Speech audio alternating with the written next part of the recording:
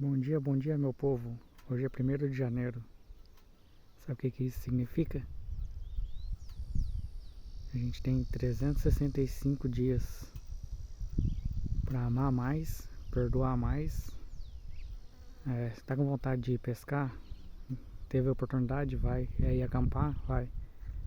É dar sua volta de moto? Vai. Temos 365 dias a partir de hoje para amar mais, perdoar mais as pessoas.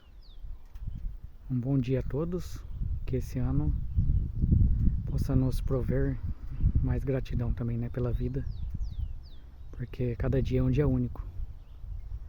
Isso aí, pessoal. Se inscreve aí. Um abraço a todos.